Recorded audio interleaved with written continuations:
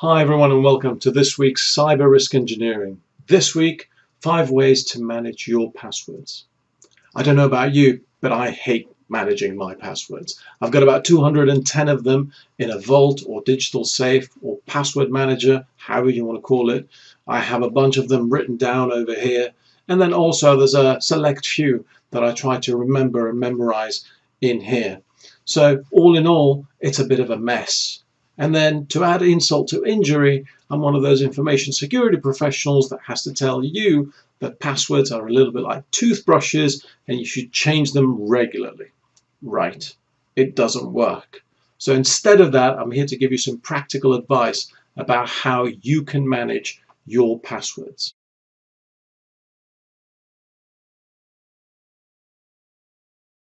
Number 1, write them down, but write down your passwords in code.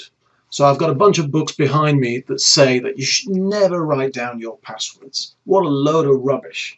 It's impossible to remember all your passwords today. They weren't designed for this reason. So instead of that, what I'm saying is when you do write down your passwords, just don't use sticky notes. Instead, please write them all in one place. I want to give you an example of how to do this. This is a small A6 book of addresses. So if I open this up, you can see here that it just has all the letters of the alphabet. Say that you have a password for a website starting from G. In this case, Gmail. Well, you'll be able to store your password in here and then put a date against as to when you set that. To give you an example of this, all my codes of backup are in here when it comes to resetting my Gmail password. Now, of course, the threat that you have by putting pen to paper when it comes to passwords is that you're in a situation where if somebody gets their hands on this little booklet, you've got a problem. So what to do instead? Well, make sure that you write them down in code. So that means making sure that you have not put the full password down on paper when it comes to writing your password down.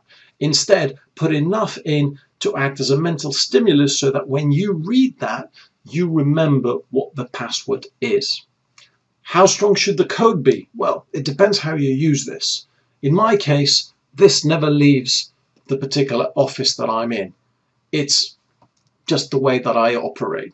If you're willing to do that, you can have a relatively weak code when you write down your passwords. On the other hand, if this is something that you take with you every day, then of course the code needs to be stronger, because somebody who gets their hands on this, if you lose it, means that they'll sit there and iterate through password combinations. Let me give you an example of what you don't want to happen if you write down your password. Let's say that you've set your new Instagram password and you just jotted down something in here which represents the first 2 words of what you used for your password.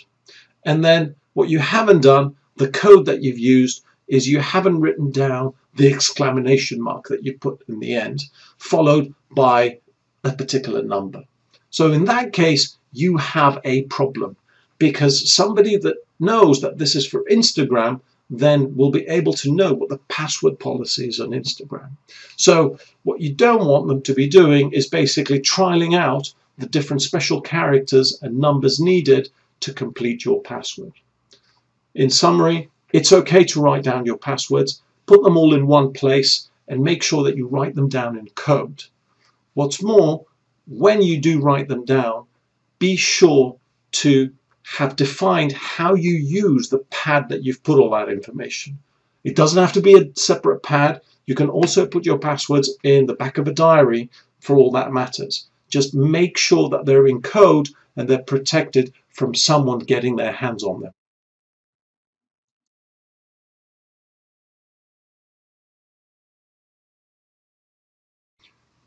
Second way to manage your passwords is use a password manager. What is a password manager? It's a simple program that basically has one password to unlock a whole list, a collection of passwords that you have. Think of it this way. You have a table and you have a website name, you have a username and a password. And the whole thing is protected by a single password. That's what a password manager does.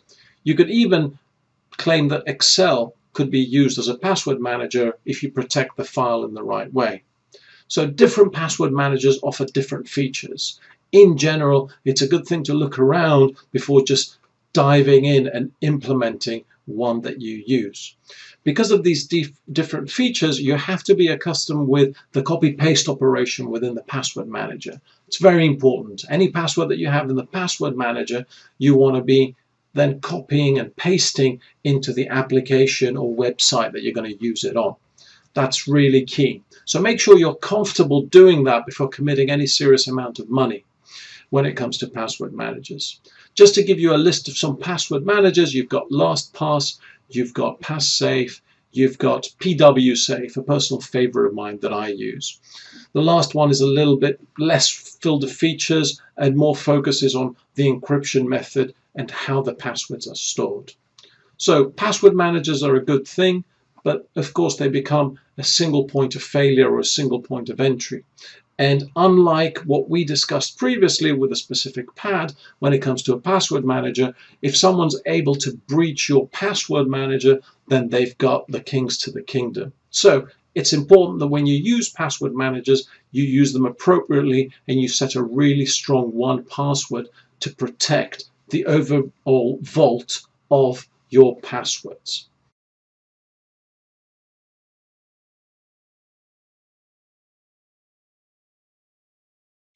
Method number 3, categorize your passwords. Distinguish between high value and low value passwords. How, you might say? Well, if a specific website or application has your financial details, then that is of more value to you than a website that doesn't. So that's one simple way to distinguish between websites that are of high value and apps that are of high value versus low value. Another way that you can distinguish websites and applications is by the type of data that they have. Example includes medical records and or mortgage information around you. So those are all ways that you can categorize your passwords. A password affiliated with a website or mobile application that involves personal data or payment information is of more value to an attacker. Therefore, the password protecting that information is of higher value to you. Very important point. So why are you doing this categorization? Because in general, there's things that you want to be remembering when it comes to passwords, and you want that list to be as short as possible. So that category should only contain a very few select passwords. You want to have passwords that you might or might not write down, and those are typically passwords of less value, typically with financial details attached to them. And then also you've got passwords which might end up in a safe or other digital media, a password manager of sorts. So when it comes to categorizing those passwords, think of those 3 categories that you have. Things that you remember, which are going to be a very short list, things which are going to be in paper form maybe, and are of less importance but still important to you, and then finally things that might end up in a password manager, and those are important too. So have a method to categorize your passwords. That should really help you manage your digital identities online.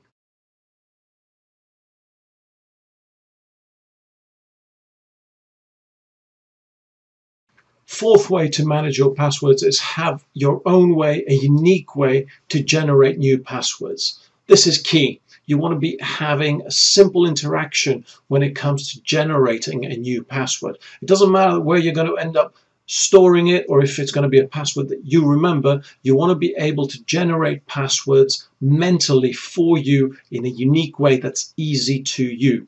Let me give you a few examples of this. So you could be using part of the website name in some sort of different format, and something involving about the place that you're at when generating a new password. Stay away from putting characters which are special or letters at the end of the password.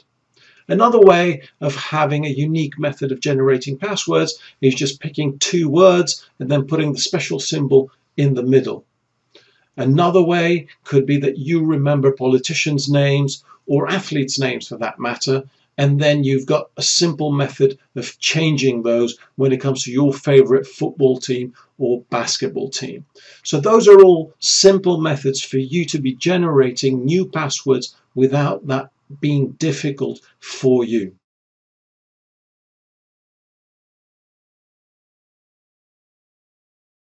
Finally, and as a last resort, you can always use the password reset functionality to reset your password every time you want to use a particular website or mobile app.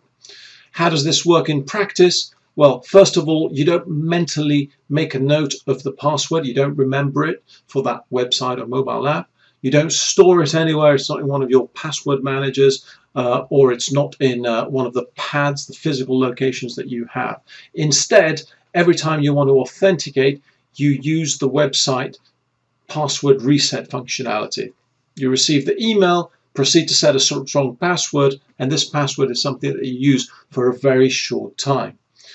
During you using that, you've got the ability to then remember it, and then as soon as that session expires, or you don't need access to the website or mobile app anymore, you basically rely on the password reset functionality to do exactly the same thing again.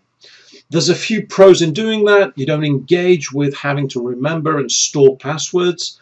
There's a few negatives as well, which are that you're relying on an online connection in order to be able to access a particular website or mobile app. To give you one example of where this can go wrong, I was once in an airport terminal and couldn't get to my pass, which was on my phone, because I didn't have an internet connection that was good enough to be able to do this whole reset process and access the mobile app that gave me my pass to board the plane. So there's pros and cons in doing this, but basically you're getting into the habit of using the password reset functionality on any website and mobile app that you use. It's also a good test of character in terms of seeing how a website behaves. When you do that, do they send you a temporary code, or do they send you a link that's only available for a short period of time? So it's good to use the password reset functionality, but I would say it's not a reliable way for you to be managing your passwords.